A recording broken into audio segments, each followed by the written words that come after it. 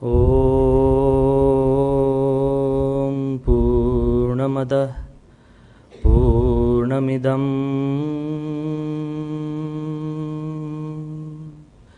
Purnat Purnamudachyate Purnasya Purnamadaya Purnamevavashishyate. Om Shanti Shanti Shanti. Shri Swaminarayan Bhagwan ni jai. Akshar Purushottam Maharaj ni jai. Radha Krishna Dev ni jai. Siyavar Ramchandra भगवान नी जय. गुरु हरि प्रमुख स्वामी महाराज नी जय. In the divine presence of Bhagwan Swaminarayan, in the equally divine presence of my Guru Hari Pramukh Swami Maharaj, in the revered presence of sadhus, my deep friends, the organizers, and all the listeners who have got together today.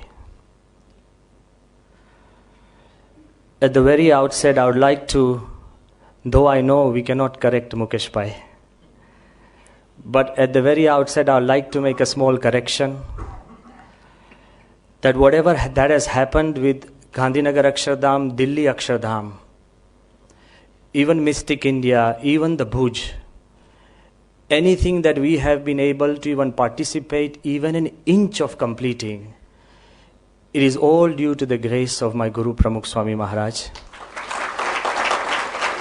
And also there was a team of sadhus. In BAPS Sanstha, there is never an individual. There is a team of sadhus. There have been teams of thousands of volunteers. But the magic was, we all have different dreams. When all of us have the same dream, you can create wonders. There is a power of dreaming. But when you can implant the same dream, the same vision in thousands of people, then you can create wonders. So today as I begin, I also want to first, while Mukesh Bhai was talking, I was also thinking that I deeply appreciate the AMA for organizing this seminar. And I also know that this perhaps might turn out to be the most auspicious week for the AMA because we are seeking inspiration from the god of auspiciousness, Ganesh. But just for a change and innovation, Mukesh Bhai, try this. Go beyond the borders of Ahmedabad. You are doing a wonderful job.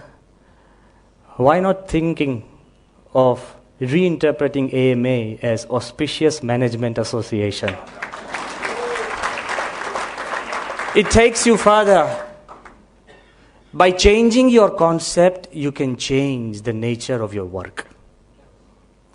It's very important that we think a bit different. Because we are all ingrained to do something different. But as I move along, I want to establish a couple of ideas which will help us as we build along the thought that we want to take.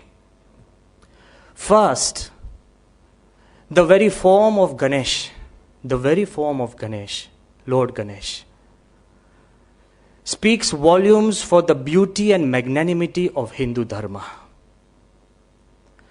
As Hindus, we believe God is omnipresent, all present. God is omnipotent, all powerful. We also believe God is omniscient, all knowing. Now think logically, if you believe that God is omnipresent, all present, so He's present in everything. Humans, animals, birds, trees, everything living and non-living. If you truly believe God is all powerful, then He is powerful enough to be anything. If He is in everything, and he can be anything. You cannot limit God, saying he can't be this, he can't be that, he can't be this. Then we can understand that Hindus can accept the belief of God being in the tree because he's powerful enough to be in the tree. He can be in the murti, he can be in you and me, he can be in everything because he is the cosmos. That is the only reason why we Hindus revere and worship the form of Ganesh, which strikes a beautiful balance. It symbolizes harmony between humans and animals. You have a body of a human child and the head of an adult elephant. You have a beautiful equality between the small and the large. Ganesh thinks in the form of the elephant and rides the back of a mouse. Equality between big and small. It also strikes a balance between suffering and blessing. You try and understand the emergence of Ganesh is from great abuse, anger, aggression, and still Ganesh keeps on continuing to be a symbol of auspiciousness, peace, and blessing. If we understand this, and Lord Swaminarayan has taken this step a bit further, while in some temples you will find the form of Ganesh at the entrance, in some you will find the form of Hanuman in the entrance, Bhagwan Swaminarayan has united the two forces. In every Swaminarayan temple you will find the forms of Ganesh and Hanuman together. It's a question of harmony. So the energy of God unites. If we understand and accept that the energy of God unites, then so many things and answers will be taken care of by itself. If we believe that the energy of God unites, I want to tell you a very true story which has an almost fairy-like ending, fairy tale-like ending. But it's a true story. There was a wealthy couple and they arranged for an extravagant marriage. But as it is with wealth, soon they drifted apart. Their thoughts began to differ. Their lifestyles differed. Their also expectations differed. Soon they filed for the divorce. Quickly came in the lawyers and they made sure that they differed. If you understand the subliminal part of it. The lawyers made sure that they differed. And the lawyers began to divide their wealth, their property, their children, and their self-respect. But it's a true story. The legal battle went on and on for 1.5 years in the court. And the crunch of it all was, you know what? The lady kept saying in the legal battle that when I came to the home, I had brought in a murti of Ganesh. So when I leave this home, I must carry that murti with me because I brought it for good luck. And the husband incidentally said that this murti of Ganesh is good luck, not the lady. So I am not ready to part with the murti of Ganesh. Ganesh, instead of solving vignas, he became the cause of a vigna. But still listen, at first instance we see there is an obstacle, but have patience with God because He has a lot of patience with us. Have patience with God. Slowly as the legal battle and the crunching went on and on for more than 1.5 years, because they had a common faith in the murti of Ganesh, a common belief, suddenly dawned upon them that perhaps Ganesh does not want us to separate. And they reunited and they are living happily even today. I'm not trying to tell you, and I'm making no claims, that if you are on the verge of divorce, go outside and buy a murti of Ganesh. It won't help. He won't help. But I must tell you one fact, that more than the murti, it was their faith in Ganesh that brought them together. A common belief, a common faith, a common idea, a common trust. The choice is yours. I can't force you because we live in a democratic world and religion should be democratic. So I'm giving you the choice is yours. Either you put your trust, if you have a problem, put your trust in the lawyers, God help you. Put your trust in the judges, God will help you. Put your trust in your relatives, God will help them. Put your trust in arbitrators, or you can choose to put your trust in God. The choice is yours. Ultimately, without putting a trust in somebody or something, you never resolve a conflict. Understand that. You need to put that. But then again, President Kalam, when he was president, he had given us a very beautiful anecdote which I want to share today. He had told us that, Swamiji, that I believe that the energy of God unites. The forces of man divide. This is Kalam's words. The energy of God unites, the forces of man divides. And then he went on to say very beautifully, he said, man is so much in love with drawing lines that we inherited the planet Earth free of charge. And we started creating borders, continents, then countries, then states, then cities, then communities, then castes, then even in your own home, my room, his room, her room. I think you can make a better list than me. But I'm trying to say, Dr. Kalam said that we are so much possessed by drawing lines to such an extent that we have hardly ventured out of the orbit, and you have land sharks who are selling bits of space to the people who want to buy it. It is owned by nobody, and we claim it and we sell it. Understand this. So he said that every time the forces of man divide, but he said divine intervention, trust in a divine being is much more helpful than just simple trust in somebody you don't know. So he gave the example that when God, the biblical concept of God, that God created the earth, the world in 7 days. So he said, once, like we are all professionals, we have all gathered to discuss about Ganesh. So it's once professionals had gathered, and they were all trying to discuss that whose profession is the oldest. Professions, if they have nothing better to do, it is either the biggest, the best, the oldest, the first.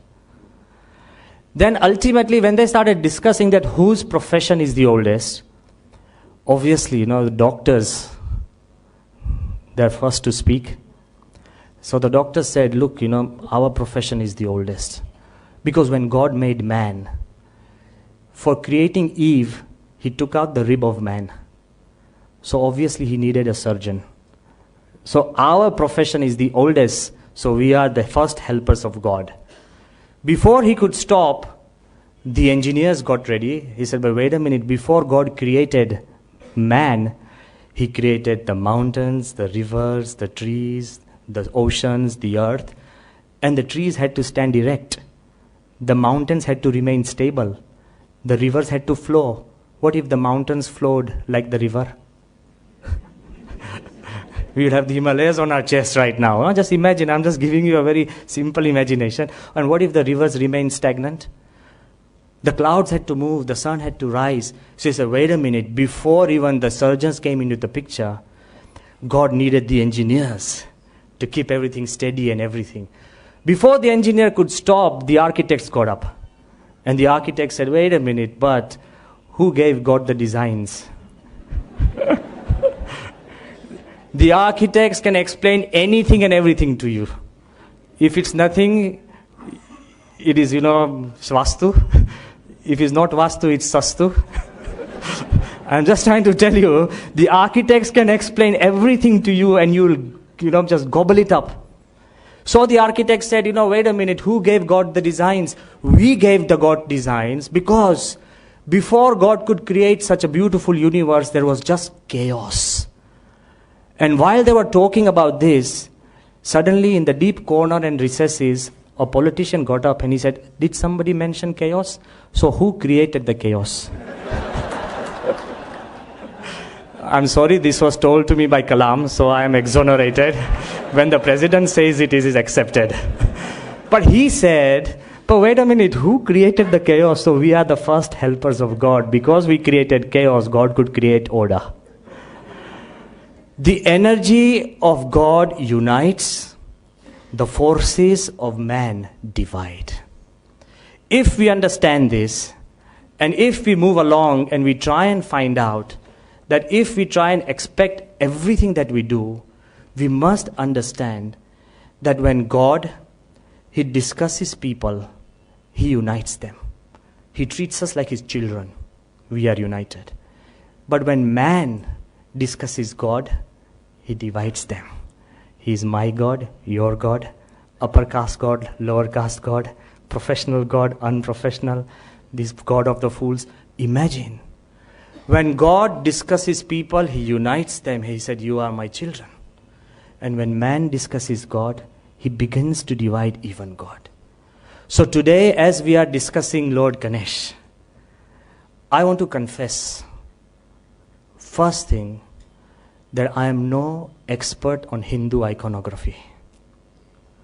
All other speakers who are going to speak in this seminar, I bow down to them, to their saintliness, because they possess far and further more knowledge about iconography than me.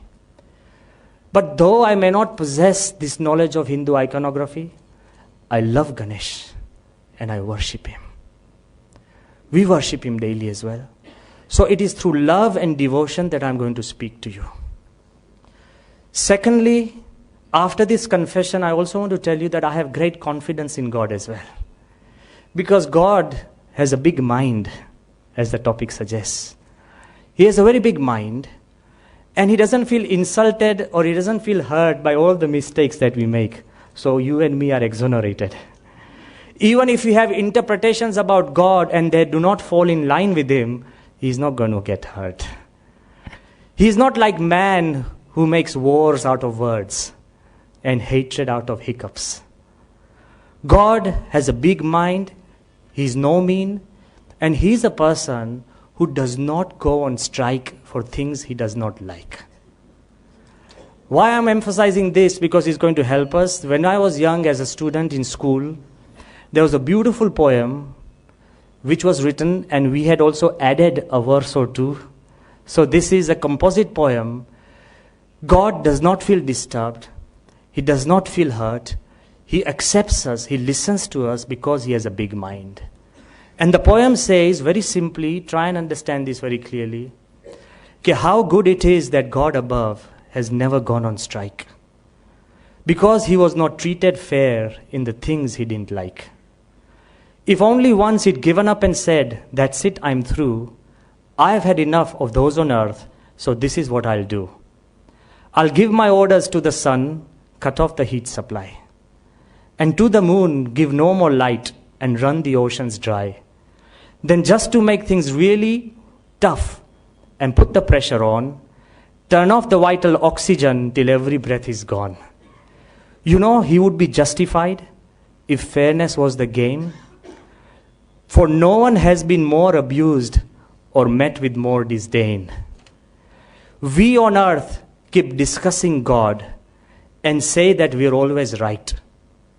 But God just simply bears with us and never puts up a fight. Has ever God come down to you personally to hurt you? And again, men say that we want a better deal. And so on strike we go. But what a deal we've given God, to whom all things we owe. How good it is that God above has never gone on strike. It's very important that we first confess that we are insignificant. And second, we create a confidence that God trusts us. We may be anybody, even smallings, but if God trusts us and loves us, everything we discuss today is always going to be positive.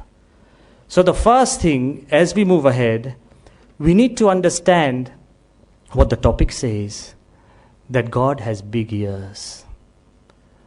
Big ears does not mean that, we tend to understand big ears, that, my family has big ears means they know everything that I say. That is more on the suspicion level. Here, when we say God has big ears, we must understand for searching for new ideas, innovations, we must broaden up our hearing.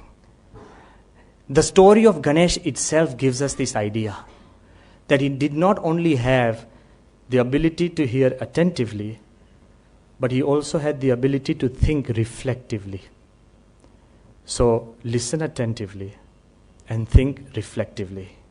There is this small story which I think everybody probably knows and it's quoted. I'll just say it in a line or two.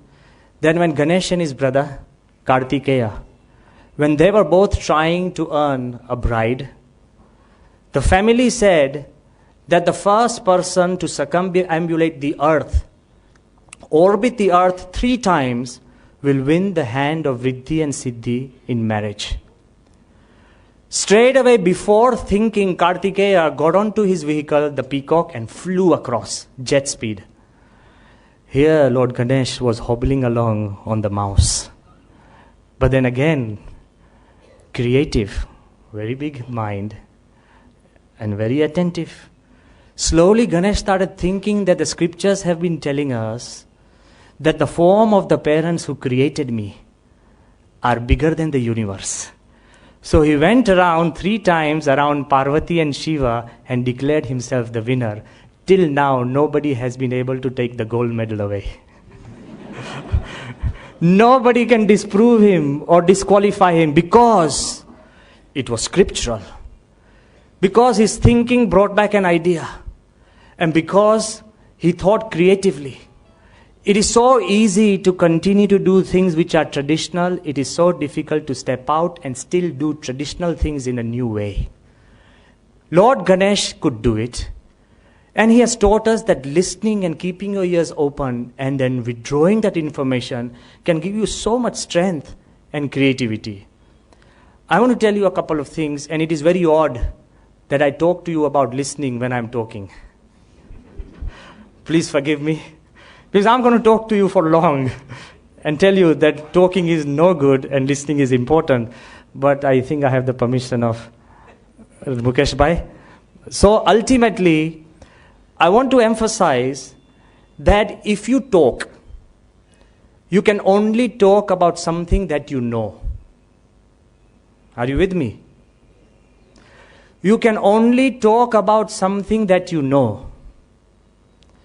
But when you listen, you can also listen to something that you don't know. So in talking, you never grow. Only in listening, you grow. It's a very critical thing, very simple idea. But if this idea is clear, then we know where we are moving. I also want to tell you that when you talk, you teach. When you listen, you learn. Science also tells us that the first thing that the baby, when it's in the womb of the mother, it has formed a habit of listening to the heartbeat of the mother. Long before the baby opens its eyes, it has begun to listen. Go outside, move ahead. We always try and teach the baby to talk. Everybody says, "Bolta sikhyo."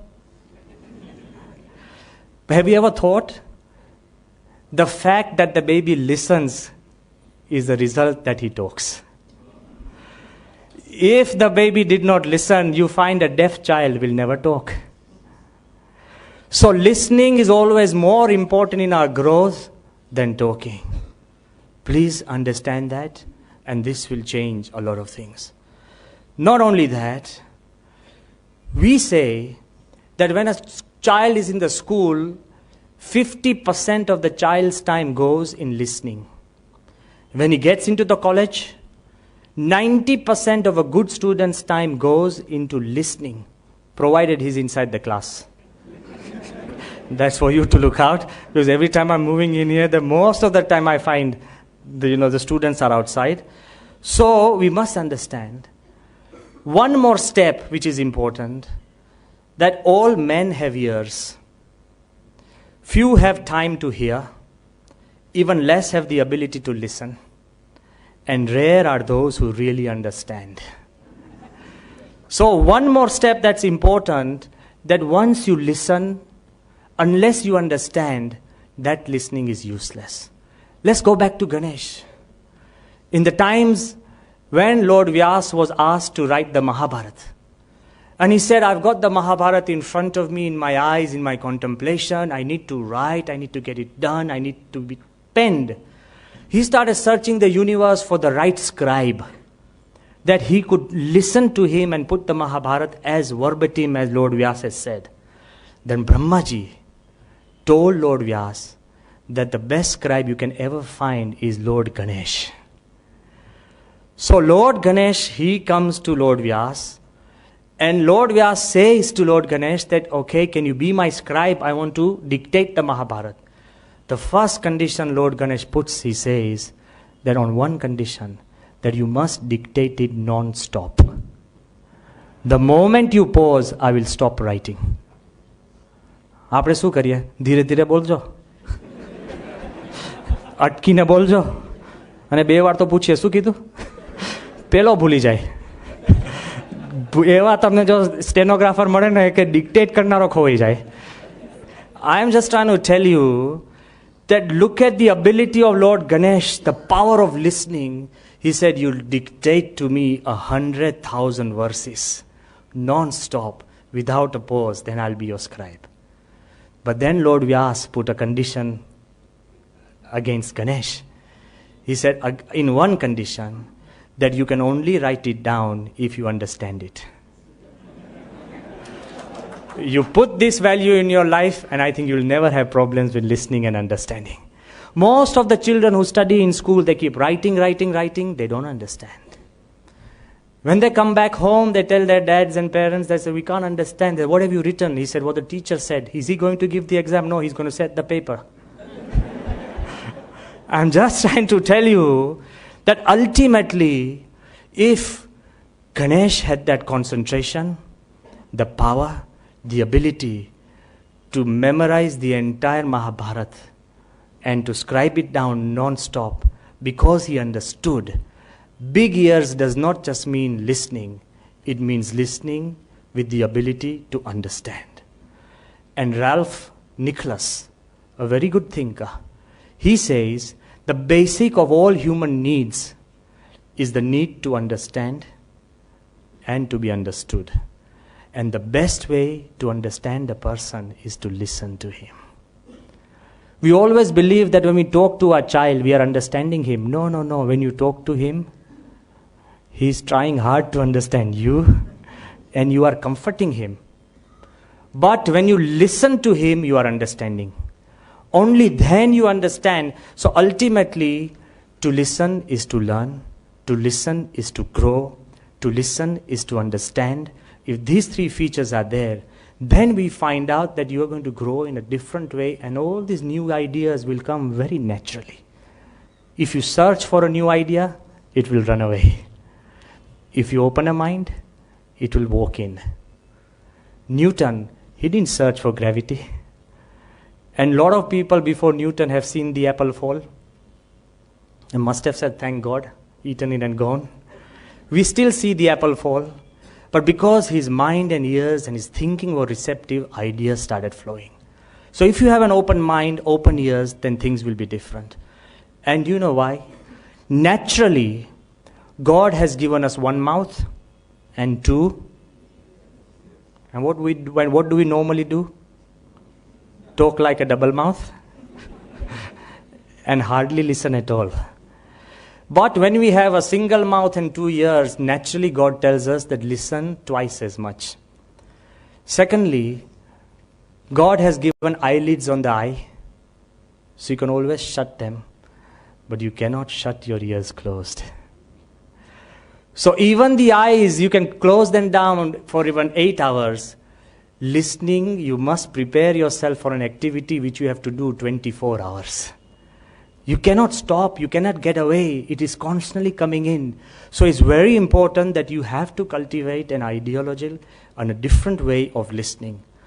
But what happens, there are only simple 3 ways of listening which I'm quickly mentioning to you. One is, most of us enter into the feeling of combative listening. You know what combative listening is? When you listen to attack back. Think about it. You are listening, but you are trying to find the weak point, to find the deficiency. You are listening to prepare your attack. You are listening while building up your answer. You are not listening. And I think that's what happens at home. I really believe that's because you say, I keep explaining to my wife and she doesn't understand. And your wife says, I've been married to him for 20 years, he doesn't understand me. Understand, I'm just trying to tell you, because we are so happy with combative listening, that if somebody is talking to you, giving an answer, you are already preparing an attack back. Okay? Somebody asked a child, okay, Dad, what is the difference between a gun and a machine gun? And he said, son, when I talk, it's the gun. When your mother talks, it's the machine gun. Non-stop. So there is no chance to pause and understand. There is no chance. So there is this feeling of combative listening. Move away from it. The second type of listening is attentive listening. Most of this should be going on in the schools, because when you attentively listen, you try to understand. But it should be going along in the school, and let's pray, children learn. The third is reflective listening. Reflective listening meaning, when you listen, the echoes should form in your mind. Reflective listening meaning, you should be able to draw those echoes back, and the words should be able to help you. Reflective thinking or listening means that when you think, you feel, you verify, you take those ideas to help you grow, and you help others to grow through those ideas. That is known as reflective. Such listening should be going along in the mandirs. But we find the problem there is, it is not reflective, it is reflexive listening. And the biggest reflex action for a person is sleep. Mandir ma katha thai na, એટલે પેલા ઊંઘી જાય. So I am just trying to tell you, instead of combative, attentive, reflective listening will help your mind grow farther and farther. But as I have explained, and I would leave this listening part and move on to the other part, but as I have explained, that listening helps you grow. But listening is one medium that can also take civilization to its highest end. You'll ask me how and why. How and why? Prepare for it. Because everywhere in the world, all the products that are being done, what are market surveys? They are listening to the people. What are opinion polls? Listening to the people. What are prayers? Even God listens to the prayers of the people. If any country, any king or any government fails to listen to its people, it will not last long. Our own existence of civilization depends on listening to each other, to everyone, the smallest part, and then creating a system. I also remember, if somebody asks, that BAPS Swaminarayan Sanstha is a very big institution, 55,000 volunteers, 800 sadhus, we have a very pure-hearted, very self-effacing, humble leader like Pramukh Swami. We have more than 700 temples, thousands of good wishes, well-wishers, but it is not run because of the trust. Once we remember that a trustees meeting was going on, and Pramukh Swami had been sitting with so many people, thousands of people had come to seek his blessings. One little boy had dropped a note, simple note, handwritten note in the bag of Pramukh Swami. When our trustees meeting began, the first agenda was this small note. The boy had written to Swami, કે સ્વામી તમારું આસન ઊંચું હતું તો હું પગે નતો લાગી શક્યો. Swami said, from now on, my asan should be such that every child can touch. The BAPS Sanstha moves and is successful because it listens to the needs and the wishes of the smallest child. The moment any corporation, any institution, even religion, even the governments, or even you stop listening, you start disintegrating. So listening is very important. What has happened to civilization right now? That they have created a big ear. Not related to this topic, but man and science has created one of the biggest ears of humanity. It is placed in Puerto Rico. The Arecibo radioscopic telescope. What is that for? that whole ear, scientific ear, is a giant satellite dish antenna spread over 18 acres. And the antenna is reaching high in the sky. And it is searching almost 10 billion kilometers away for a smallest signal of extraterrestrial life. Even science knows that the first sign of life will not come through the telescope, but through the signals of listening. The first message they feel would come. So even science is turning around to progress further and further through the art of listening. But then again, we must also conclude that Lord Ganesh has a big ear, but the hole that enters into his brain is still small. So listen to all, trust few, and follow one. So the greatest art of listening is listen to all. Then you should have the capacity of the mind to select and filter. Then what really applies to you and moves you through, you should move ahead. So once again, I'm trying to say, miserable is a person who has a big ear, but does not have a big mind. Because even the small mouth, the sharp eyes, the big belly, the big ears, everything depends because of the big mind. Of what use is of any talent if a person does not have a big mind? I just want to ask you that if you do not have an open mind but a closed mind, if you do not have a broad mind but narrow mind, if your mind is cynical, sarcastic, and negative, you'll be one miserable person. If your mind is not open, joyful, transparent, and happy, anything I can give you is not going to affect you positively. So as Mukesh Bhai had stressed very importantly, that perhaps the greatest ability that God has given human beings is the ability to think. It is His greatest gift. And through this ability, even the people who do not believe in miracles and magic,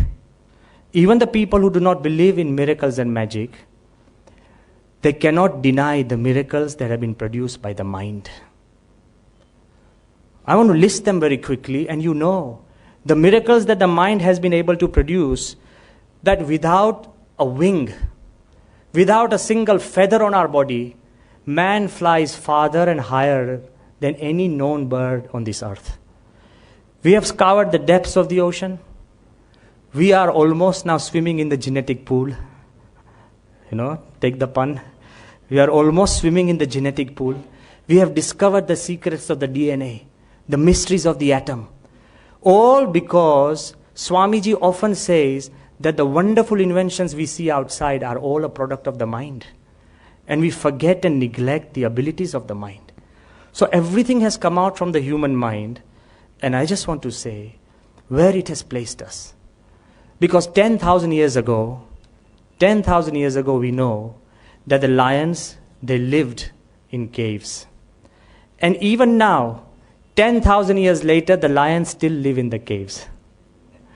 They have no interior decoration, no doors to close. Once their pride becomes big, there are no sub-rooms and rooms and attics. Okay, just bear with me. The lions still continue to live they are the king of the jungles, but the jungle only. They continue to live in the caves. 10,000 years ago, the birds weave their nest. Even today, the birds weave the same nest. Not double story, triple story, 4 stories, dangling shade, nothing. Same and same. 10,000 years ago, the bulls, they ate grass. And even now, the bulls still eat the grass. The same, not flavored. Buffalo, mithu, mitha vagarno, spiced. Nothing. It is this ability to think that God has blessed us with. We have moved from the caves to societies, to shelters, to houses, to greater houses, to skyscrapers. In Dubai, they are creating the Burj, which is maybe 3-4 times bigger than any known skyscraper, space colonies, undersea houses, so many things, and still we feel that we have achieved nothing. You look at the variety of music, variety of culture, the variety of food, With Gujaratis, I'll tell you. God bless them. કોઈ પણ જગ્યાએ યાત્રાધામ જવાનું હોય ને તો પહેલું પૂછે કે ત્યાં કોની કોની દુકાનો છે ખાવાની. આંડવો, ઢેબરા, ફરસાણ. See, ultimately, man has created so much variety and so many things because of his ability to think. Otherwise, it would be one drab, simple, straight life. This ability to think is the miracles that man has been able to produce. One great thinker, he has said that man has made more progress in the last 100 years than we have made in the last 2000 years. But now the great futuristic thinkers, prepare for the shock. The last thinkers had said that man has made more progress in the last 100 years than the last 2 millennium. But now they say man will make more progress in the next 10 years than the entire history of humanity. Because of this sheer speed of thinking, so many things that are happening, I just want to quickly highlight, then move ahead, because you must also understand that it is not just simple, I'm not just trying to tell you simple inventions. There are ideas that can change the whole world. A simple idea, you tell me, is this not a miracle? A grain of sand. It is like dirt, opaque. You can't see through it. Man, through his mind and inventions and processes, he converts sand into glass, which gives you a better ability to see. Opaque things turned into transparent. Okay? Something that is dead can help a living. Just think about it. Still don't stop there. Then turning the same silica into silicon chips because of its ability of conducting and non-conducting. And the same grain of sand now can remember more than your mind. The memory of the computer is far more sometimes. So I'm trying to say, if man can take a grain of sand and pump in more memory than we can ever dream of, if man can breathe life into dead, then don't doubt God. Definitely God can do it. If we, through our inventions and ideas, can open up so many new horizons. So in the next 10, 15 years, one of the most famous Japanese-American thinker, his name is Michio Kaku, a great orator, a thinker, a theoretical physicist. He and his team has given very quick, simple predictions that what is going to come in the next 10 years. Prepare yourself. And these, what I'm trying to tell you, predictions are not just fanciful imaginations. These are scientific proven things which are going to come into the market. One of the things which everybody knows, he talks about smart machines, that machines which repair themselves, machines which direct themselves, machines which are in communication with the wholesaler. You don't have to worry about that. He's talking about smart homes. You also know, home that adjusts to you. At this moment, what happens, we have to adjust to the home. Bari na khule to ke vando nahi peli kholsu. Pani tap ke to khatlo khasediya. See, atyare what happens, we adjust to the homes, thanks to the builders. Okay? But at this moment, we adjust to our homes. But in future, there will be smart homes that adjust to you. Everybody will have an electronic pin. The moment you enter your home, તમને જેવો પંખો જોઈએ છે ને એવો જ ચાલુ થાય. Because the pin tells him that when he comes from the work, his temperature is high. So 5 ની speed, પછી 2, પછી 1. ઘરે કોઈ ઓછું નહીં કરવું પડે. So your pin is you. The moment you go into the room, then automatically the perfume that you want will be sprayed. The phone that rings next to you is always yours. Because the house decides whose phone it is and where you are in the room. Because most of our time, we spend answering other people's calls and we feel we are busy. You try and understand. Most of the time, it moves along like that. We call ourselves, but still, there'll be smart homes. The moment you come into the home, even your wife will have a very less, strenuous life, because you come into your home and you just say, today I just want to eat pizzas. And the message goes to your kitchen. In the kitchen, the fridge examines itself and says, oh, there is no cheese. Self-examining fridge. It's not that when you open up, there is no cheese. No, the fridge starts self-examination. And it says, there is no cheese. So it gives a direct order to the supermarket. And before you said the supermarket guy, he comes in with the cheese, already cut in the form of the pizza. So ultimately, you have to do little things. Everything will be done for you. Majority, it will be smart homes. Okay? But in those smart homes, he says, everything will be smart. When you go to the morning, lavatory, the moment you come out, every day your lavatory will supply your urine and stool report. You don't have, I think the pathological people will have a very poor day on those days because the toilets will be taking care of the pathology lab. These are inventions on the verge, I'm just telling you. These are not just fun. And all this is done because the insurance company wants it done. Because we fill wrong reports in the insurance company that we don't drink. And in the urine every day the sample will be there. You can't hide. If they cannot control and examine what you eat, they'll examine what you excrete. Ultimately, these are the type of things where they're trying to say that it will be created. But one invention, he says, which will change the face of human life. He says there will be smart mirrors. You'll have mirrors in the bathroom which are filled with electronic chips. And when you wake up in the morning and you look into the mirror talks back. And the mirror will say, oh, your eyes look puffy, you must have had a bad night. And will say, yeah. He's mad. You'll be talking to a mirror, to your own reflection, and the mirror will talk to you and say, oh, your eyes look red. You said, yeah. He said, then put in a bit of water. You'll start putting a bit of water. He said, you've got a small pimple under your ear. He said, yeah, I'll check it. He said, no, take a bit of grease, apply this. The mirror constantly talks to you. Nobody wants to be lonely. But the climax is, he said, when you are brushing the teeth, and suddenly if you puncture a tooth, and it starts bleeding, the mirror will say, oh, wait a minute, show me your teeth. You'll show the mirror the teeth, and the mirror will take a photograph, send that photograph to the mirror of your dentist. And right from there, the dentist will say, potassium permanganate na kogra karilo. I'm just trying to tell you that in the mirror will not be your face. The mirror will be the face of your life. It will connect people. When you are lonely, you stand before the mirror and say, I'm lonely. Are there any lonely people in this world? You'll get their pictures. What a horror. I'm just trying to tell you that your concept of family will change. He says that you will be able to have two families. One is the family which is genetic, the other which will be virtual. The government will allow people to select a virtual mother, a virtual father, brothers and sisters of your design and of your knowledge. So you'll be able to have two families. Maybe man might be happy. Just think about this. They go a step ahead. What innovations are likely to come because we are on those topics and as we move ahead? They say that not only this, there will be doctor in your clothing.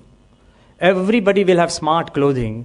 If somebody falls off from the 4th floor in an alley, and if somebody discovers him after 2 hours, he's already dead.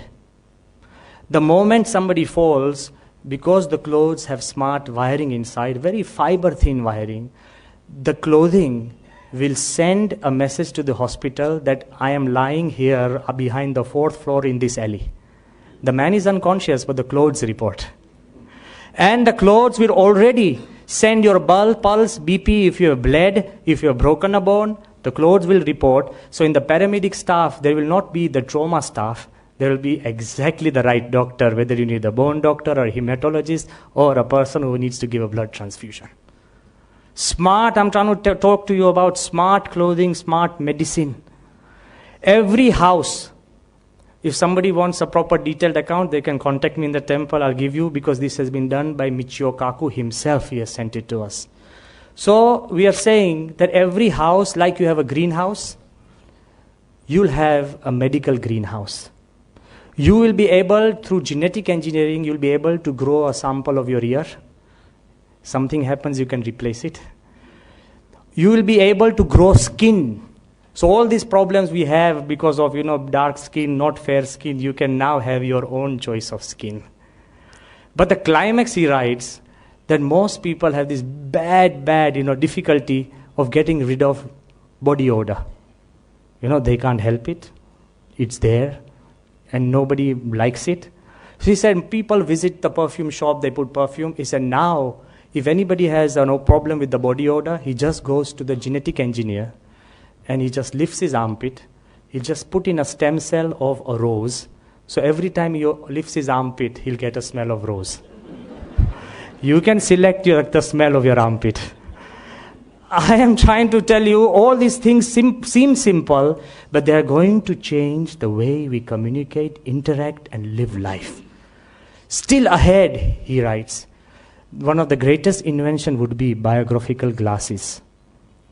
You wear these glasses, okay? And because everybody has an electronic chip, the moment you focus on to anybody, you get his entire biodata, age 24, married, he has the diabetic profile, this, he's an engineer. So even when you're waiting in the bus stop, everybody knows everybody. How are you, doctor? How are you, chemist? How are you? I'm just trying to tell you that if you go into a party, what is a party? Party is 90% introduction. Nobody has time to talk. We say, this is a doctor, or this is nice, thank you. Then this, everybody is in their own mood, okay? But if you go into a party with those biographical glasses, everybody knows everybody. So you can't fool anybody. Most of our time we waste in introducing ourselves, that will be saved. But I want to ask you, in a world when everybody knows so much, where you can't even pick your nose without somebody not knowing it, will you be happy? It's $1 million question I'm asking you. Will you be happy in an internet wired, connected world which you can't control? I'm trying to say thinking big is not just thinking of new inventions. It's not thinking innovations. It's not thinking on trying to take you faster and bigger and better and more comfortable. It's providing the basic needs of what you want. Now come over to me and you find out that, okay, everything is there. Everything is better, more comfortable, but will you be happy? Suppose today, I give you the freedom to go to the best hotel of your dreams. And you go to that hotel and maybe it's charging 25,000 rupees per night. Okay? And you pay. And you go to that hotel. I want to ask you, if you don't get proper sleep, will you be happy? The hotel costs 25,000 rupees, but sleep is what really makes you happy. That is for free. If you go to the best beach and you pay more than 1,00,000 rupees to have a private beach and everything, and you have gone to relax, but if you can't relax, beach has a price tag of 100,000 rupees, but relaxation is free. All the things that really make you happy are for free. Just think deeper. Just as sleep is free, relaxation is free. I can take you to the best restaurant and you order a food, best dish costing 5,000 rupees. And once you eat and suddenly you get indigestion, I think food costs you money. Digestion is free. Indigestion is costly. The things that really make you happy, like sleep, relaxation, digestion, the feeling of freedom, those things are beyond any invention that invention can give us. So the great ideas that man should be searching for are the things that really make society happy. They are things that come free. Still go ahead, which I want to just ask you, that you go to the best party, but you cannot buy your friends. They'll be there, but friendship is free. So just as the basic things that make you happy are free, you could be the best position in this world.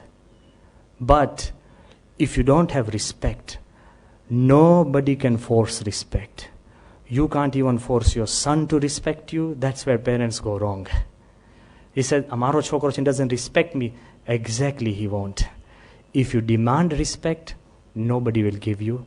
If you give respect, they'll give it you free. It's very important that all these elements, there is nothing new about the things that really make us happy. Don't weave a web of great inventions that rob away the little happiness that we have. We need to think and invent and innovate in a way where things can become much, much faster. That is why Lord Ganesh, he has the head of the elephant. Just physiological comparison, the human brain, I was talking to a neurologist, the human brain weighs from 1 kilogram to 1.5, hopefully. Okay? So, from 1 kilogram to 1.5. The elephant brain weighs 6 kilograms. So, the elephant brain, according to the proportion of the body, it's okay. The human brain, according to the proportion of our body, it's fine. But suppose you take the elephant's brain and put it on the human body, we have the thinking capacity of 6 times more. What Ganesh tells us, Lord Ganesh tells us, by having a bigger brain, he says, what I explained to you is the production of a single human mind. All these wonders. But if you take the dimensions that Lord Ganesh is thinking about, it is a very, very big mind, much bigger than we can ever even conceive. But instead of possessing a better brain, the importance is how much we use it. If you sit down and think, most of the people, there's sometimes we hardly sit down and think.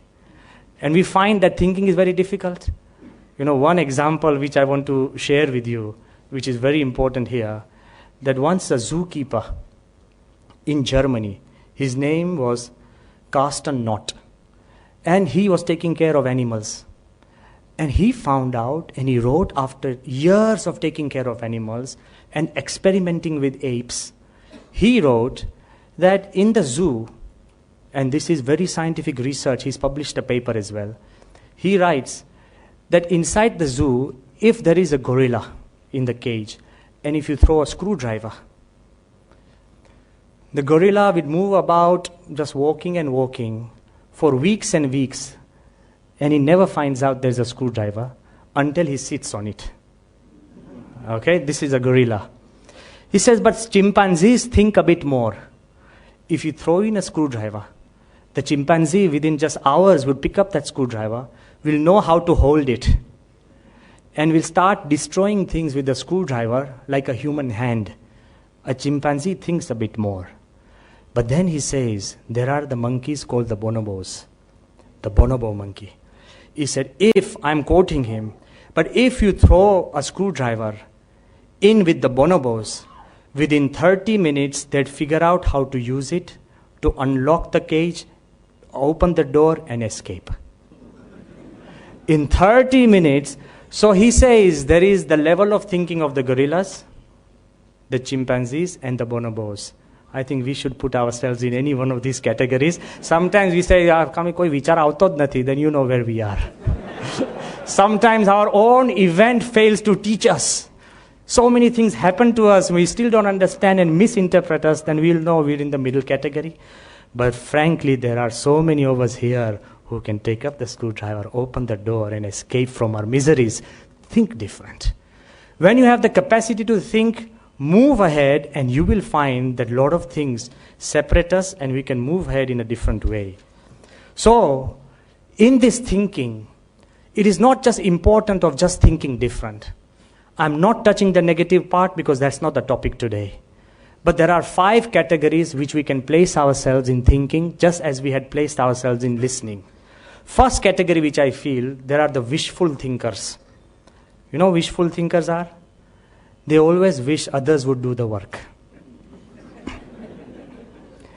There is garbage in front of your house. He said, you keep swearing at the AMC guy for a month. Okay? Plodding through that garbage, but we never pick up a shovel.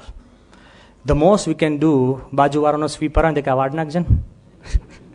the most, there are wishful thinkers, those who wish that others would do the work, those are wishful thinkers. And most of our time goes in wishful thinking. worrying about deep countries, far events which you can't influence. If you can't influence the weather of your home, you won't be able to influence the world. But we are always discussing and we're always worried about so many things which we can't influence. So those are like wishful thinkers. Yogiji Maharaj, Pramukh Swami's guru, used to give a very good example that there was a simple man, a thinker like us, And he went down, he was sleeping under a banyan tree, Vadnu Jhad. And he started looking at the tree and he started saying, well, God has botched everything up. God has not done things properly. He said, why? He said, Kya jo atlu motu vadnu jhad, such a big banyan tree, and the fruit is so small. Vadni teti bonani hoi ne. What foolery. And look at the watermelon. The plant is so thin, but the fruit is so big. What a fool. Huge tree and small fruit, and a small plant and a large fruit. Then he went to sleep under the tree, and slowly in the afternoon, one of the fruit, teti, just came on his chest. And he said, thank God there was not a watermelon up there. So, Yogiji Maharaj used to say that most of the people do wishful thinking. Thinking which does not affect them, it's all meaningless. Get away from it. If you want a big mind, move away from it. The second category, which I want to ask, are logical thinkers. Clinical. And whenever you try and talk to them, influence them, say, no, I move by the book. This is what he says. Even if he's my child, he'll be this. No emotions. No regard for life. Like crunching numbers. Clinical like the computer. Just logical thinking. But it does not win you friends. It will not make you happy. If you disregard life. The WTC attacks on the World Trade Center, they were logic of the highest excellence. There was execution of perfection. I'm not praising that. I'm just looking at it, how they have done it, the terrorists. But they were emotionless. They did not regard life. It was cruel. Similarly, the Nazi camps, the concentration camps done by Hitler, even the hair of the Jews were used in the bomb. Their teeth and nail, their bones were put in for some use. Their clothes, their system, their labor, everything was put into use. It was like a factory of human beings. It was clinical, logical, but emotionless. Sometimes if you're just logical, it doesn't help. So wishful thinking is meaningless. Logical thinking is emotionless. But then there is a group which has great regard for life. But only his or her life. The selfish thinkers. I think majority of us, we happily walk into that field because we only think about ourselves. It is the selfish nature. And everybody has this huge ability. If somebody says, Swami, I can't think, but when it comes down to me first, you are the best thinker. One robber, he went into a house and he looted the whole house. And after looting the house, he got the husband and wife together. I'm just trying to tell you how the mind and thinking can work. And he told the husband and wife, look, I have a routine. After I rob the house, I kill the inhabitants. And they said, but why? You have looted us. He said, but that's my routine. But before I kill them, I get to know them. I'm a good listener. So he said, before I kill them, I get to know them. So he pointed the gun at the wife. He said, your name? And she was very shaky. And she said, Elizabeth. And he said, I can't kill you. Because, I loved my mother. And my mother was also called Elizabeth. So I can't kill you. So he turned the gun to the man. He said, your name? He went, Jack. He said, your name? He said, Jack. But my mom always wanted a daughter. So she used to lovingly call me Elizabeth.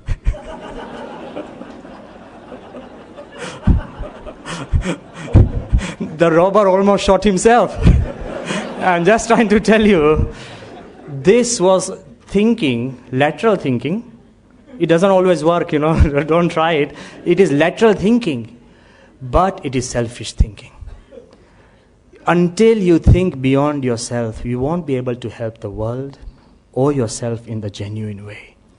But this selfish thinking turns us into great justifiers. I know there are a couple of judges also present here, some good lawyers as well. But one incident when I was in England, I had read, it has always baffled me. It has not touched me, but it has baffled me. There was a reporter. He went into the prisons, Her Royal Majesty's prisons, the British Royal Prison. Even the prisons are called royal. That's the imprints of the empire. So he went into the royal prison, and he looked around the cell, and he wanted to interview a criminal. So he went to this guy. This is a true report and true interview which has been published. And the name of the criminal was Roger Allerton. So the reporter went. He said, sir, I want to interview. He said, okay, make yourself comfortable in the prison. He said, sir, he said, so you are a criminal. He said, if you are going to write about me, don't just write me as a criminal, write me down as a professional criminal. That reporter said, but why a professional? He said, there's a difference. A criminal is a person who regrets sometimes that he's a criminal. A professional like me never regrets. So this guy goes, but sir, he said, you can call me Roger. He says, okay, Roger, but don't you think that, what do you do as a criminal? He said, I go in the streets, I point a gun, loot people, commit robberies. He said, do you think it is right to rob for money? He said, it's my profession. In your profession, you have your own laws. You look at every profession, they have their own laws. He said, but Roger, but do you think, to forcefully take money from people, do you think that's correct?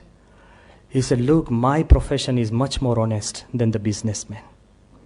The businessmen, they lie and cheat their clients. They buy a good for a lower price and they sell it for a higher price. I at least tell the person, give me your money. I'm an honest guy. He says, still listen. He said, I'm an honest person. I tell them, give me the money. He said, but what if they don't give you the money? He said, I kill them. He said, but can you kill? He said, I already told them, if you won't give me the money, I'll kill you. And if he wants to die, then even we won't give it. It depends. I don't want to kill him, but if he doesn't want to live, his desire not to live is higher than me killing him, then he dies. He said, no, but Mr. Allerton, but can you kill somebody for money? He said, why not? He said, can you really kill somebody for money? He said, do me one favor. You go out to all the soldiers of England who are fighting, and you tell the country not to send them any money at home. Do you think they'll fight? They're fighting because they get paid. They are killing people whom they don't even know. They are fighting a country for which they don't ever have any hatred. They are killing people who have done nothing wrong to them. At least I'm killing somebody who has denied me, so I think I have a better chance. He said, but in your profession, if you get caught, then you get jailed. He said, job risk. He said, my job risk, it's much less. Think of the poor pilot who is flying an airplane 30,000 feet in the sky, and if something goes wrong, he dies. I at least get a comfortable life in jail. My job risk is less than the pilot's. He started justifying every little thing. I don't want to finish the interview because you might turn into criminals. But I just want to say that self-justification has no end. Come out of that vicious cycle. If you want to improve, you find and reinvent yourself. Self-justification and selfish thinking will have no end. So there is the fourth type of thinking, very quickly. The fourth type of thinking is very interesting. Those are the great thinkers. You have the wishful thinker, the logical thinkers, then the selfish thinkers, then the great thinkers. The great thinkers who by their ideas and inventions, they have helped to change society. Take Newton, take Edison, created the light bulb. Take James Watt, take Einstein, take even Gandhi. Mahatma Gandhi. Non-cooperation is not a new idea. We always do it at home.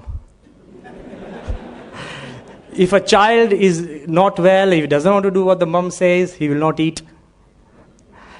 If you want to go out and if you are not ready, then the wife won't get ready.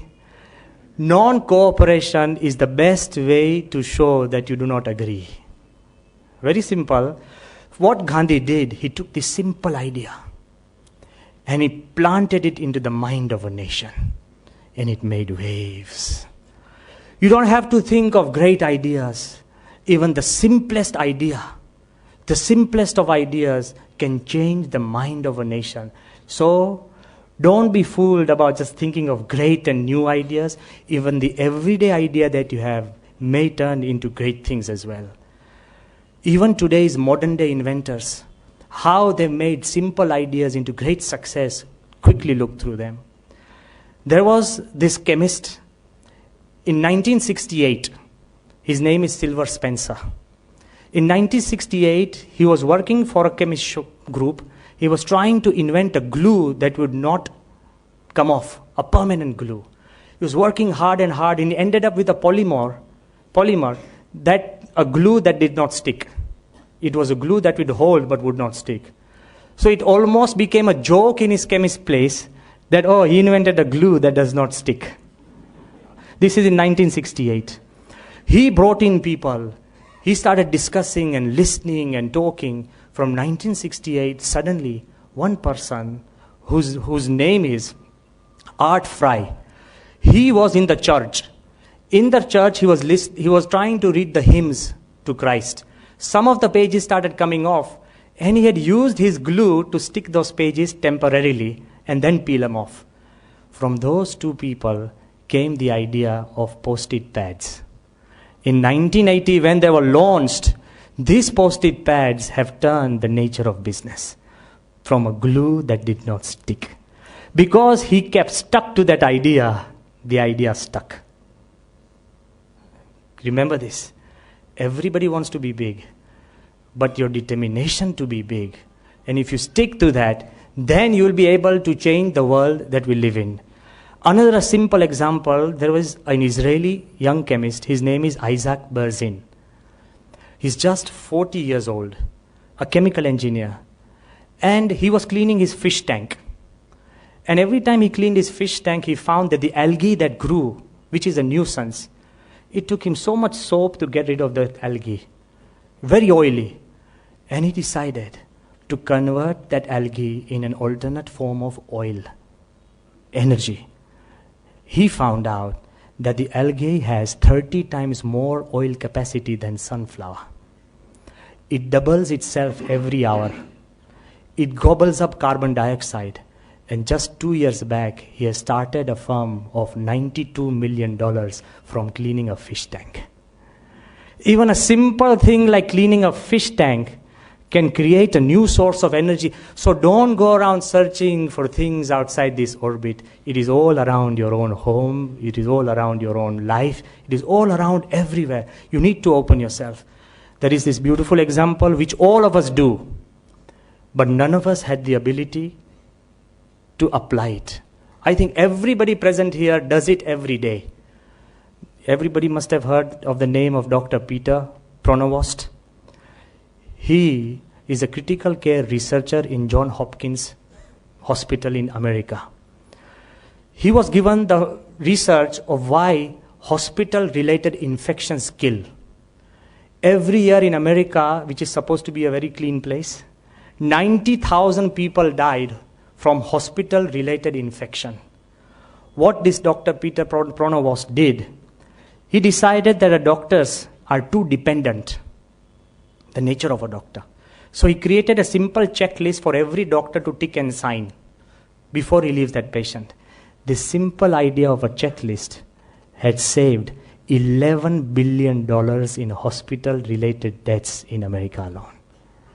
He has saved the lives of thousands of people by simply creating a checklist. We do it when we go out shopping, we make a checklist. We do it when we give instructions to our child, we do it. But doctors did not do it for themselves. The moment they did that, it changed the nature of everything. We have our own very own Ratan Tata. He had given a promise that a car in 1 lakh rupee. And even the chairman of Suzuki said, it is impossible to sell a car or even make a car at that price. Tata had said a promise is a promise. To invent, to innovate, according to the need, gives you some energy, and that is different. But apart from life, you can always also use also death. There is this beautiful story of 47-year-old professor of computer science. His name is Randy Porsche, 47. He was discovered with pancreatic cancer. He had 3 children, 2, 3, and 6. He could have cried his eyes out and blamed God. He could have blamed everything in life. But he told his people that I have decided to take the last lecture. And his students televised his last lecture to all over the people in the world. 6 million people attended his last lecture. While dying, he began teaching the secrets of life.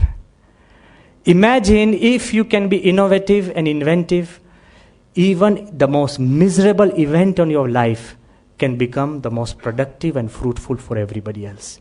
So apart from great thinkers, great inventors, the last category which embraces everything is spiritual thinkers. Because Lord Buddha had said, and this is what Lord Ganesh means by having a free mind.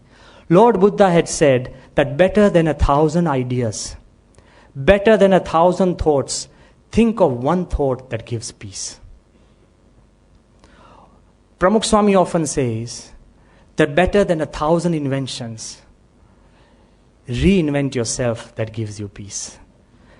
If you can reinvent yourself, it will be much bigger than all the inventions you put together. The part which I'm emphasizing, that once the election commissioner, he had come for Pramukh Swami's darshan. And he came down and he must have been thinking of one question to ask Pramukh Swami. He must have thought of it a lot. He came down to Swami and we were all present. And Pramukh Swami, very kindly, humbly was looking at him. And the election commissioner asked Pramukh Swami, "Ke Swami?" He asked in English, I'm just translating because Swami's answer would be in Gujarati. He said, I have known and I have read that Sardar Patel used to say that if everybody obeys the Shiksha Patri given by Swaminarayan Bhagwan, it is a book of conduct and ethics, then there would be no need for law and order or even the police force. So I wanted to ask you today that if there is just one verse, આખા શિક્ષાપત્રીમાંથી એક શ્લોક બદલવાનો હોય આજની દુનિયાને અનુલક્ષીને, તો તમે કયો શ્લોક બદલશો? If you had to change one shlok in the Shikshapatri as per the today's living style, which shlok will you change? Spontaneously, without a simple thought, Pramukh Swami said to him, કે સાહેબ, શિક્ષાપત્રી તો ભગવાનનું શાસ્ત્ર છે, શાસ્ત્ર બદલવાનું ના હોય, આપણે બદલાવાનું હોય. Very simply he said, we always tend to change the world. The scientists strive to change the world. But the spiritual thinkers, they have always asked us to change yourself. If you change yourself, then all the inventions will become fruitful to you. What Mukesh Bhai keeps repeating, profitable. When will an invention be profitable to you? If you are happy. When something will be beneficial to you? If you are settled. I can give you the best shoe. પણ પગમાં કાંટો વાગ્યો હોય તો? Clerks, hush puppies, the best shoes. પણ કરશો શું? What will you do? I can show you the best film. પણ આંખમાં કણી પડી હોય તો? What will you do? In the hospital, you have the most comfortable hospital. They say, Swami, this is the best for the patient. There is AC, everything is fine. There is television. I said, which patients will come? He said, cardiac. I said, they're not going to enjoy the TV. They're not going to enjoy the AC because they're going to be damn worried. So I'm just trying to tell you that if you have ills and evils inside your heart, we are never going to rise beyond it. That is why the Upanishads have said, Ekena vignatena sarvam vignatam bhavati. By knowing one, the ultimate spiritual force, you get to know everything. So ultimately, I do not expect you to go back home and invent the light bulb. But if you go home and reinvent yourself, it is a bigger invention than Edison's light bulb. Believe it. You can make a difference. You can go home and even just change simple things.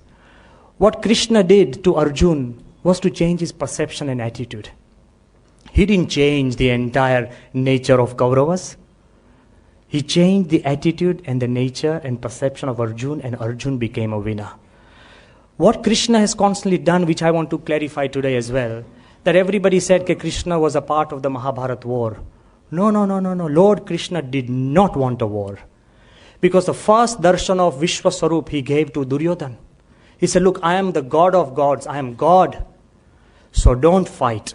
Make peace. Duryodhana didn't listen. Then he showed the form to Arjuna and said, now fight. Arjuna didn't want to fight. Now you'll see that in one go, Krishna tries to avoid war. And with Arjuna, he says, have a war. But do you know what the logic is? Go back home very peaceful, because the logic is, first, have no war. And if you have a war, then make sure the guys who will give peace win. Have no war. And when war was inevitable, Krishna made sure that the Kauravas didn't win because they would not prolong peace. Krishna made sure that the Pandavas win because they would prolong peace. It's very clear and logical. And he did this even by changing perceptions and interpretations. What's wrong in changing an interpretation if it brings peace? What's wrong? I'll tell you, in America, one little boy, he came to Pramukh Swami and he said, I'm not going to do Tilak Chandlo from tomorrow. Pramukh Swami said, why? He said, no, if I do Tilak Chandlo, I go to school in America, I end up in fights. Swami said, why? He said, when I go down, and I have a Muslim friend, he keeps saying that Allah is bigger. I have a Christian friend, he keeps saying Christ is bigger. And I keep fighting that Pramukh Swami is bigger. So we have fights. That's why I don't do Tilak Chandlo. Swami said, where's the problem? He said, why? He said, if they say that Allah is bigger, Christ is bigger, and everybody else is bigger, he said, agree with them, but continue to do the Tilak Chandlo. I am just trying to tell you, change the perception to create peace. All the old hates and fights you have had at home with relatives, pick up the phone and said, I'm sorry, let's start again. What stops you? He's not talking to you anyway. What stops you? Ultimately, the weight of a glass. If I ask, what is the weight of this glass? Somebody will say 2 grams, 10 grams, 15 grams. Actually, the weight of the glass depends on how long you hold it. If you hold it for 5 minutes, it's just 20 grams. If you hold it for 20 minutes, it becomes heavier. If you hold it for 1 hour, the whole arm begins to ache. If you hold it for a day, your whole body begins to ache. The weight of the glass is how long you hold it. So you give away, give up your old hatreds, think of a spiritual attitude and you'll change. In the Mahabharata war, what happened that while Yudhishthir was fighting Karna almost made a fool of Yudhishthir. He injured him, impaled him, he hurt him, he made him run. When Yudhishthir came back running like a coward, he was so broken, so hurt, he had hidden himself. He didn't want to talk to anybody. Krishna took Arjun, he said, come and give comfort to your brother. The moment Arjun entered, and the first thing before Arjun could ask, Yudhishthir asked Arjun, have you killed Karna? To save the glory of his brother. He said, have you killed Karna? Arjun said, I have come to see you. Yudhishthir insulted Arjun and his bow, Gandif. He said, shame to your Gandif and shame to you. Bow-headed, Arjun left. He was under an oath that if anybody insulted his Gandif, he has to kill him there and then. So the whole mystery of Mahabharata took a simple inner war. There was an outer war going on, and an inner war began. Krishna, see the magic of Lord Krishna. And Arjun says, he turned his Gandhi, he said, now I have to go and kill Yudhishthir. He is the first person who has insulted my Gandhi. he should be no more on this earth. Then Krishna stopped Arjuna and said, wait a minute. In the Shastras it is said that the worst type of death for an elder brother is to insult him. It is more than even by killing him. If you go down there and you insult Yudhishthir, it is as good as killing him. So slowly, Arjun went and he insulted his bigger brother and with so many abusive words. So Krishna said, you have fulfilled your oath. Yudhishthir is alive. So when Arjun came out, he was more depressed. He said, oh my God, what did I do to my brother? If I've abused him so much, so then I don't deserve to live. કે આત્મહત્યા કરું. હજુ તો મહાન કૃષ્ણએ ત્યાંથી જ બચાવ્યા, અહીંથી બચાવ્યા. And Arjun says, if I insulted my elder brother, I have to kill myself, suicide. Then Krishna said, but wait a minute, in the Shastra it is said that self-praise is worse than suicide. So now praise yourself.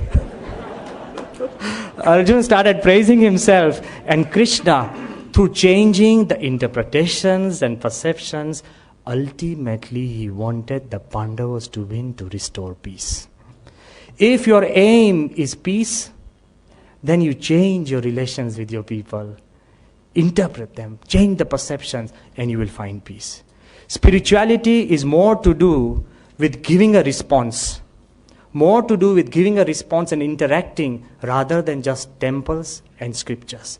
It is more to do with setting your spirit free. That is the aim of spirituality. And if you find that, you can go home. Try it. There are people who go home and first 1 hour after you reach home, turn off your mobile.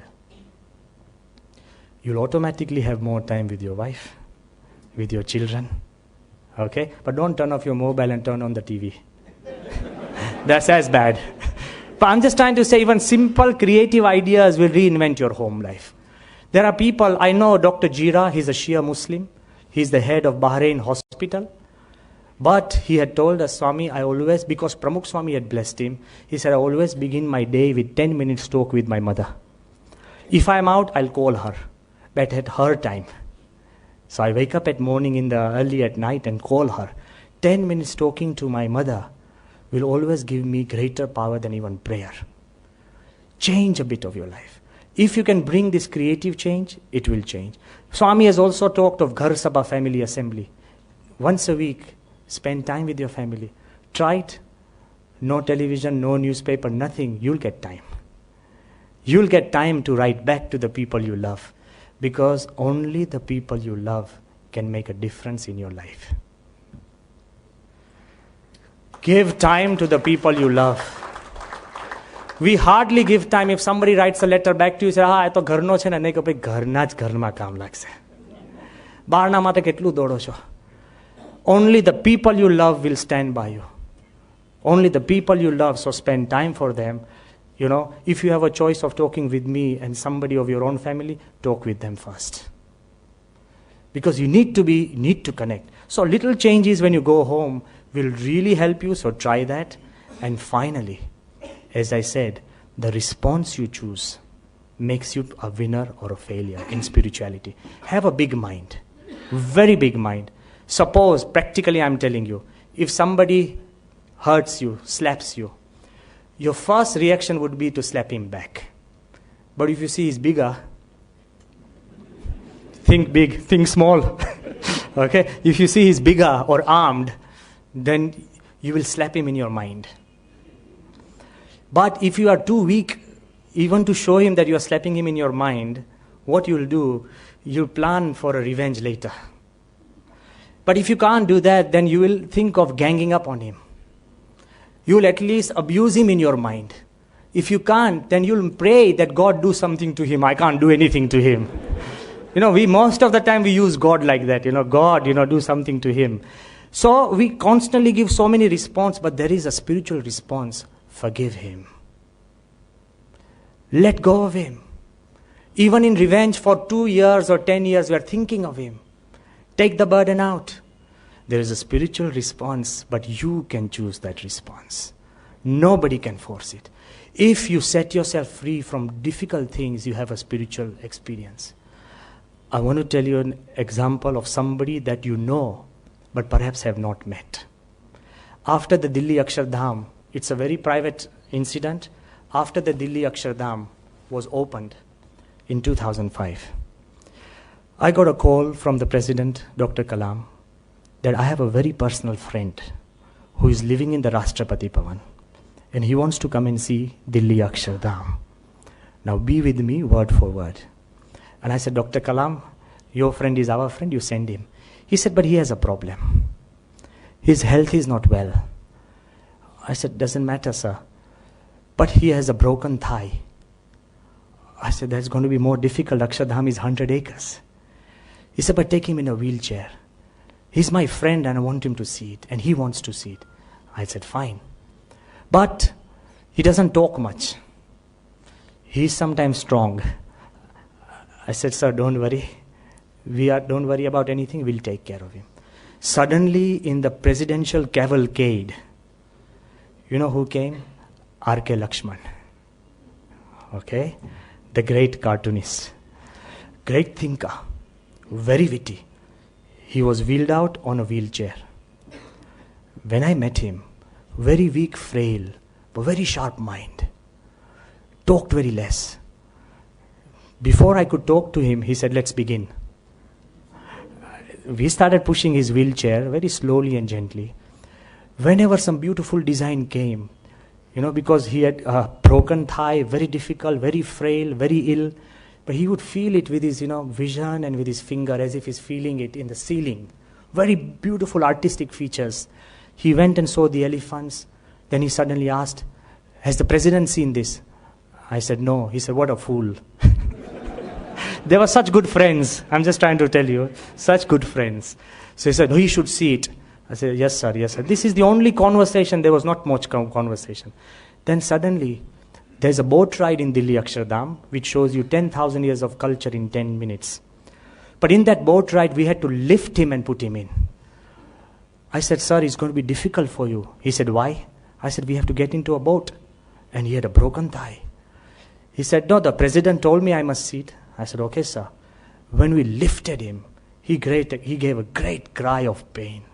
A big scream. I was so shocked. I said, I'm so sorry. He said, why should you be? He said, why should you be? He said, pain is temporary. Experience is permanent. This is typical R.K. Lakshman. He said, experience is permanent. We sat in the boat. I'm reliving this, everything as it is.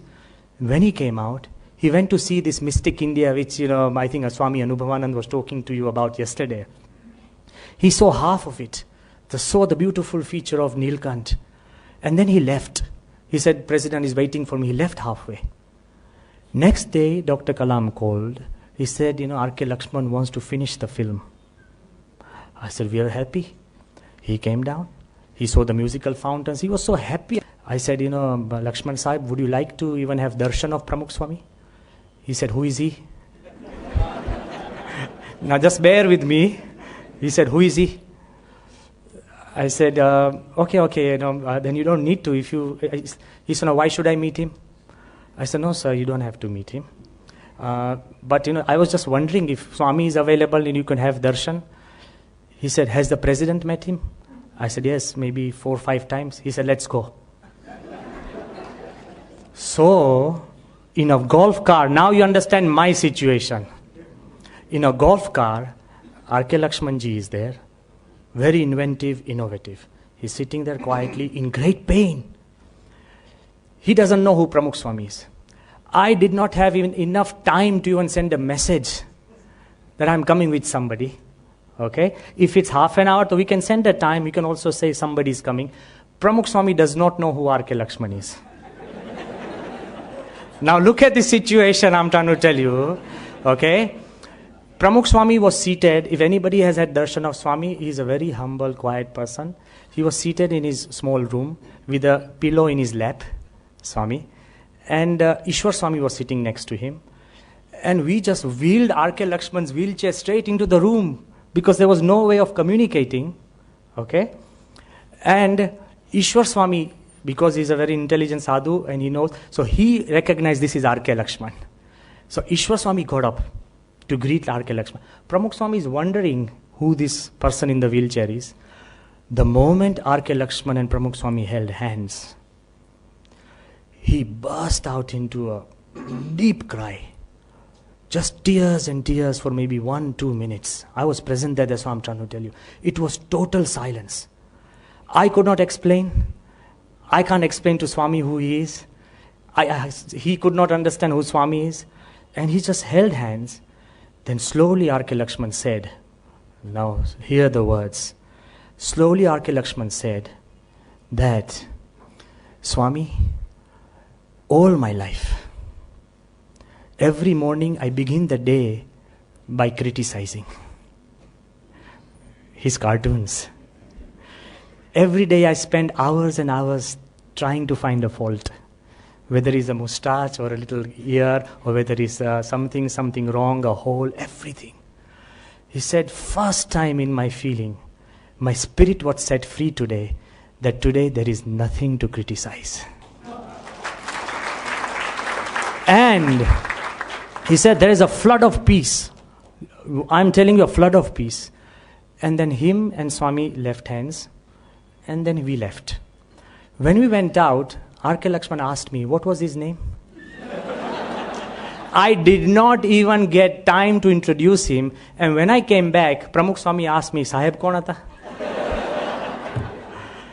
Then after going to Pune, R.K. Lakshman phoned, and typical of his great grandeur, generosity and nature, he said, Swami, I said, what? He said, can you send me those photographs where I'm crying? I said, sir, do you think that is right? He said, no. You send me those photographs while I'm crying, because I don't cry often, and my wife will be happy. And today, this morning, I phoned R.K. Lakshman in Pune, and I said, sir, can I tell this incident of you? He said, you tell the people. And I took his permission this morning, and I'm coming back to you. So lastly, I just wanted to emphasize that spirituality is a moment of connection. When you unite, when you are free from inhibitions of your labels, your positions, your names, your introductions, when two spirits unite, that is a moment of spirituality. It sets you free. So, if we unite together, we are a free people. So the message of Lord Ganesh in the big mind is he is a symbol of unification between man and animal, between the small and the great, between also suffering, beheaded, and a new head. Ultimately, Ganesh symbolizes harmony.